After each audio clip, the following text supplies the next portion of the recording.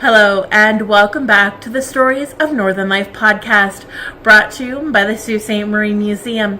I'm your host, Nicole, and today I am going to be talking about Morley Torgov and his book, A Good Place to Come From.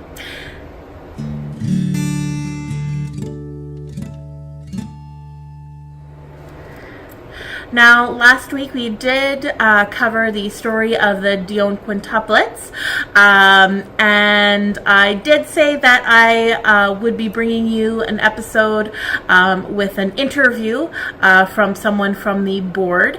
Unfortunately, we couldn't get it scheduled in time, so that episode will be coming out next week. So I will be meeting with somebody from the Dion quintuplets Heritage Board, and we'll be learning more about the history of the quints, what the that sort of heritage board, that museum there does now, but also dispelling a lot of the myths about the quints. So I will be interviewing their nephew, or one of their nephews, and he is going to be talking all about that. So I am very excited for you guys to be able to listen to that episode. So, as I was saying, we are going to be talking about Morley Torgov and his book, A Good Place to Come From. So, if you don't already know, we are coming out with a new exhibit this week. By the time this episode airs, the exhibit will already be up and running, but the grand opening will be Saturday, January 17th at 7 p.m. So if you listen to this episode in time, you can come out and take part in the opening of our Jewish exhibit. It's all on the history of the Jewish community here in the Sioux, especially the Beth Jacob Synagogue. So talking about the 80th anniversary of the synagogue, but also the over 120 years of history of the Jewish community in the Sioux. And so one of the prominent people in the community was Alan Torgov, and so he had Alan's Dry Goods, and he also owned the Elite Style Shop, and he was also very active in the Jewish community. And so his son, Morley, he was born on December 3rd, 1927, here in Sault Ste. Marie. And now it is a little bit sad, but his mother and then stepmother did pass away while he was relatively young.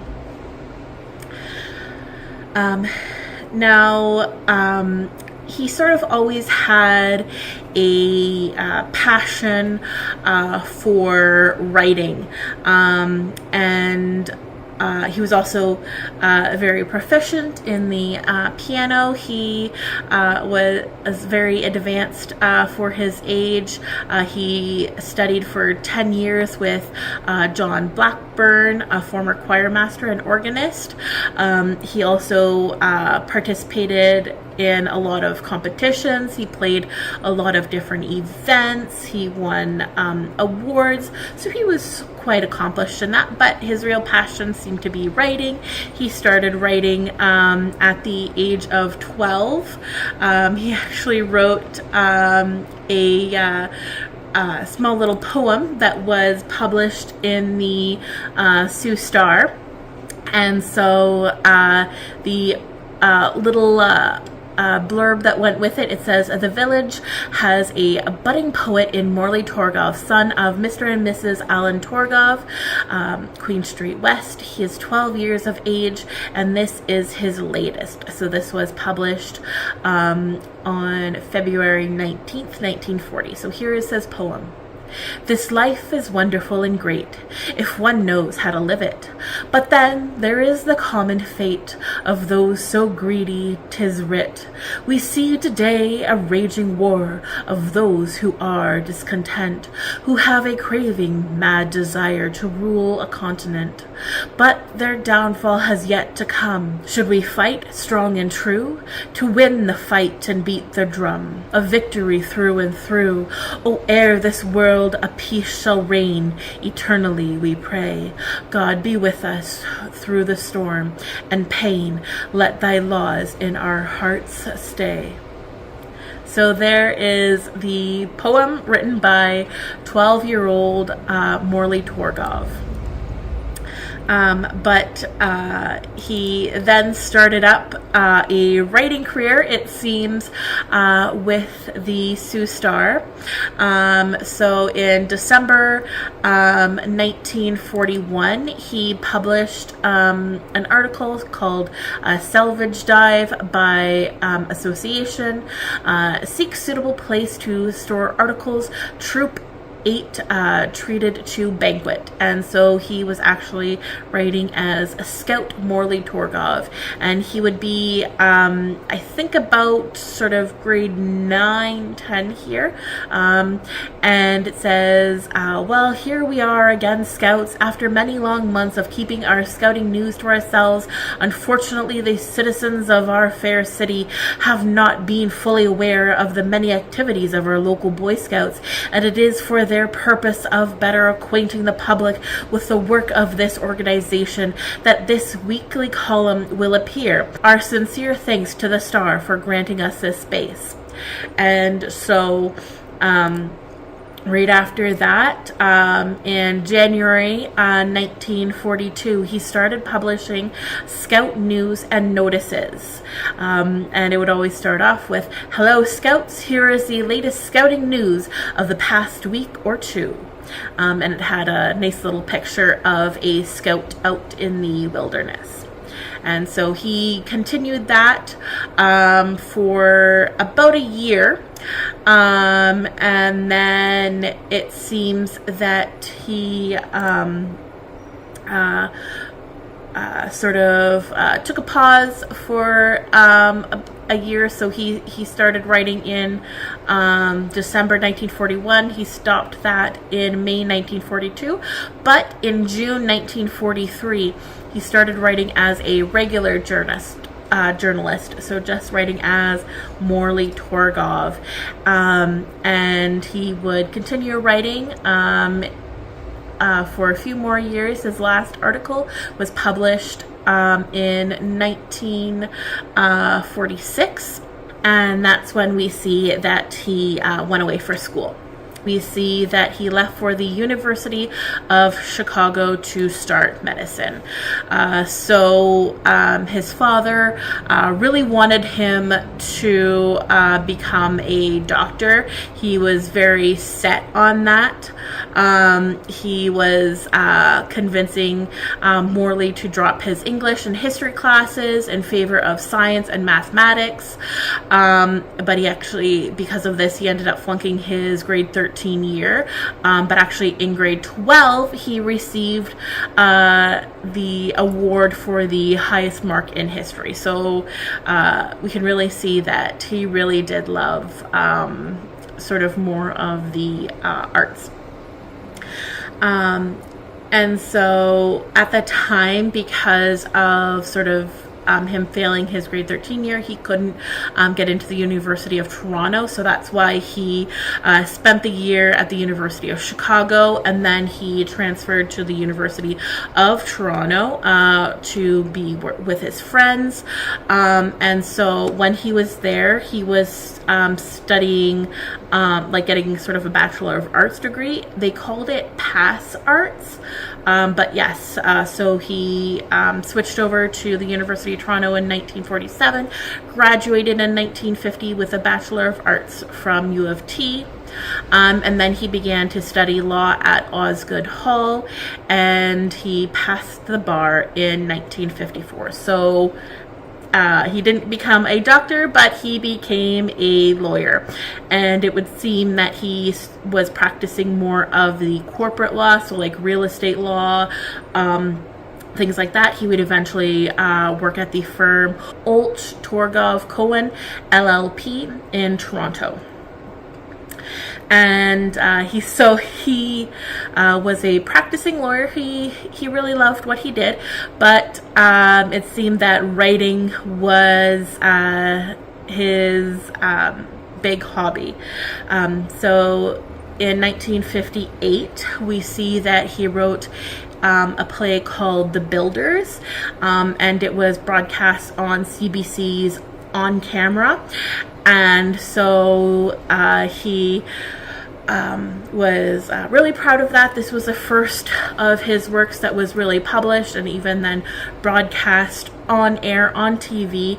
And so he was saying in a article like in the Sault Ste talking about this, that he had several other plays in the works.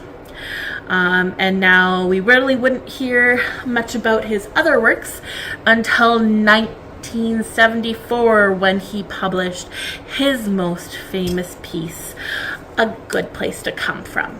And so this book is talking more of like the Jewish community in Sault Ste. Marie, sort of in the 30s, 40s, like late 30s, early 40s. And although it's sort of like his memoir and things like that,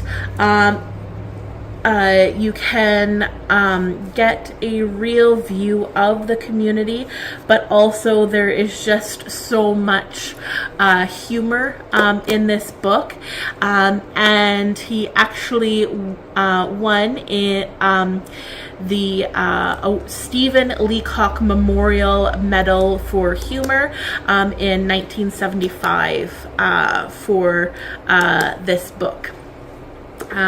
So in the book, he talks about sort of his desires to eat bacon, things like that, and when the book was published, the Jewish community didn't seem very thrilled with sort of all of their business being shared in so public a manner, but the novel eventually really started to become quite famous and celebrated, and then over time the community became really proud of this work.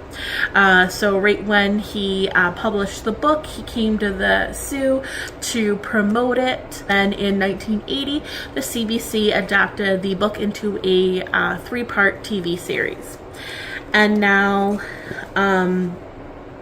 I just wanted to sort of read to you a little part of this book, and so that you can kind of get an idea of his writing. The people of whom I write, the 30 to 40 families who make up the local Jewish community, occupied stores, apartments, and houses within a relatively small area in the central part of Sault Ste. Marie. The intersection of Queen and Bruce Streets form the hub of this area, and most of the Jewish business establishments and homes lay no more than a block or two from that point. Despite this apparent concentration, it is impossible to characterize the inhabitants as ghetto dwellers, nor was this a shtetl environment in the European sense of the term. As you walked along Queen Street, you saw true enough signs that read Himmel's Lady Wear, Friedman's Department Store, Fishman's Menswear. You heard 2 neighboring merchants call to each other on the sidewalk. "Hello, Joe." "Hello, Isaac." You heard Mr. Cohen and Mr. Mintz greeting each other in Yiddish outside the Royal Bank.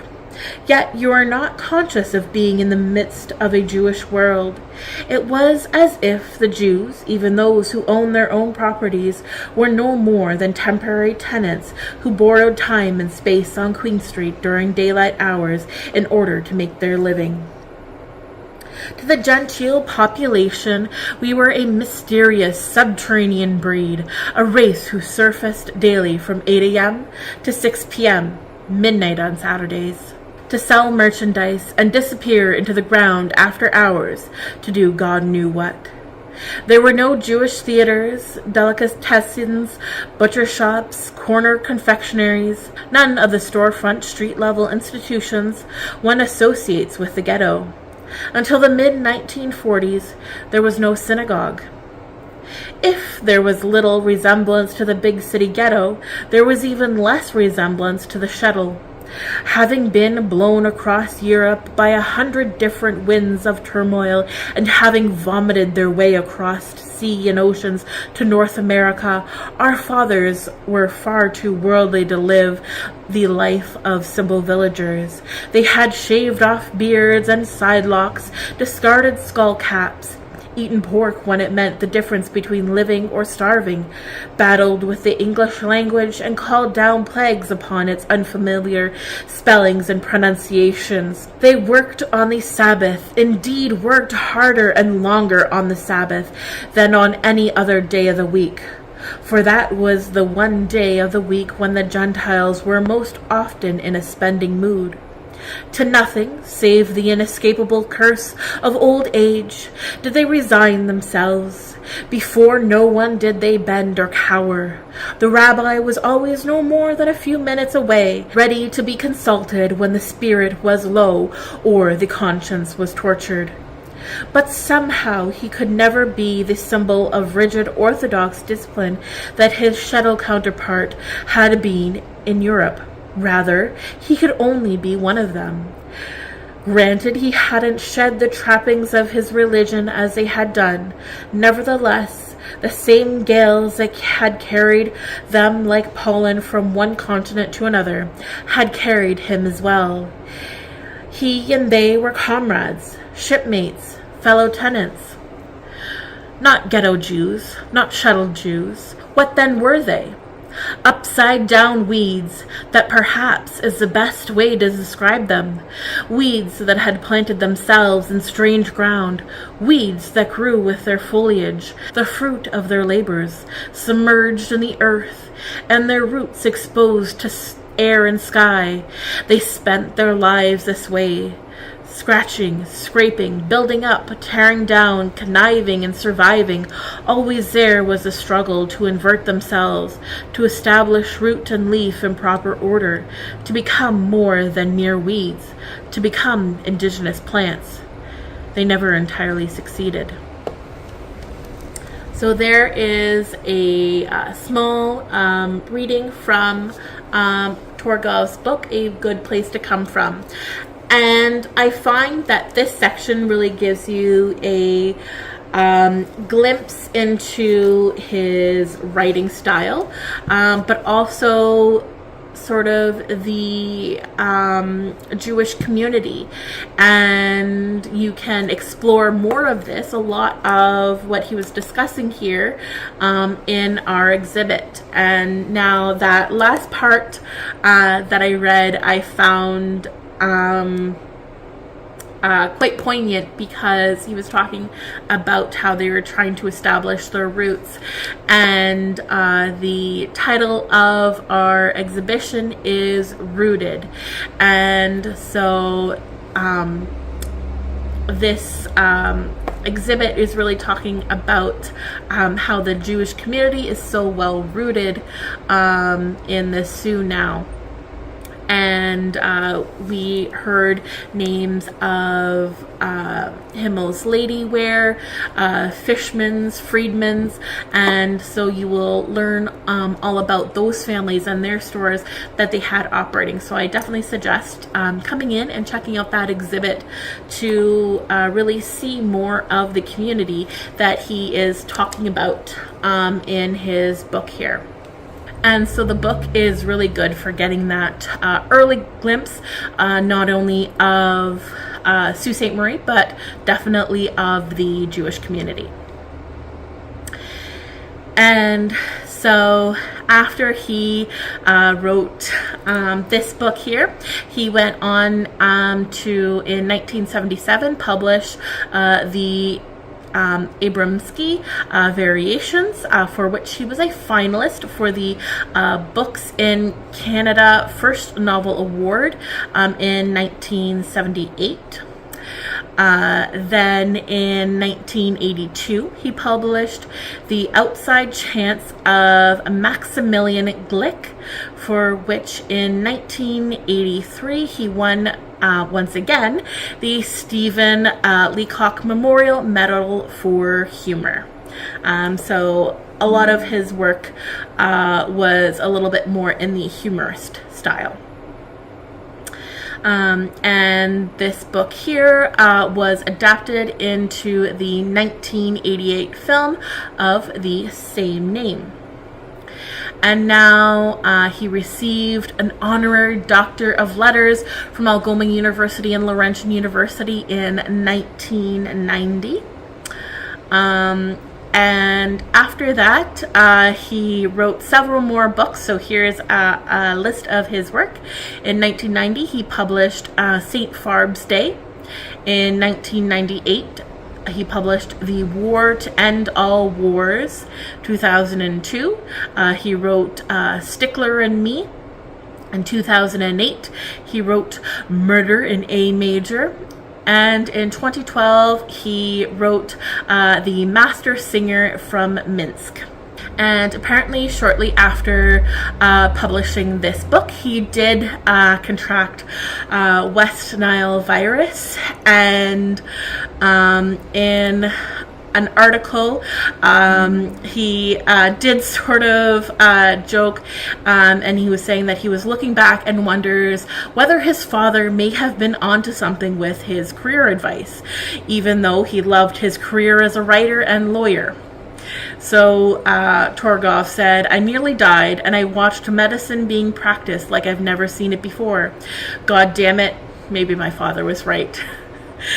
And so in 2015, Torgov was named a member of the Order of Canada for his contributions to Canadian literature as a humorist and storyteller. And last but not least, he was just awarded the Sault Ste. Marie Medal of Merit, and supposedly Mayor Shoemaker will be traveling down to Toronto to deliver it to him in person. And there we have it, the story of Morley Torgov, his book, A Good Place to Come From. And now I would definitely say to check this book out. We have a few reviews of the book. It says, Morley Torgov writes with charm and perception. His memoir is funny and memorable. Torgov captures the sights and sounds, the harmonies and conflicts of what it's really like to be an outsider in the Canadian heartland. Torgov reminisces about Sault Ste. Marie's Jewish community in the late 30s and early 40s, and brings colorful members of this group to life. But the book is not limited to this subject by any means, for Torgov has written a memoir that is witty and warm, affectionate and accomplished, and, alas, all too human. So it's just a nice small little novel. You can still pick it up at regular bookstores, I believe, not too sure, but you can also pick it up in the library as well, so I definitely suggest checking it out. Maybe you can even find the TV series online somewhere and watch that. Also, maybe check out some more of his works. Some of them were also won several awards. So I hope you have enjoyed today's episode. I also hope that you come and check out our exhibit. We are open Tuesdays to Saturdays, 10 a.m. until 4 p.m. So definitely come and check out the exhibit while you still can. The opening, as I was saying, is January 17th. So this coming Saturday at 7 p.m. at the Sault Ste. Marie Museum. So come, stop in, say hi, and as always, thanks for listening. Bye. Have you been to your local museum lately? Visit us at the Sault Ste. Marie Museum, located in downtown Sault Ste. Marie, the one with the big clock tower on the top. Our hours of operation are 10 a.m. to 4 p.m. Tuesday to Saturday. We have 3 floors of exhibits that we constantly work on updating. The whole family is welcome, as we have activity sheets and scavenger hunts with prizes for every kiddo, a discovery gallery full of hands-on learning, and more interactive elements scattered throughout the museum. And don't forget to come say hi and let us know you're a listener of the podcast.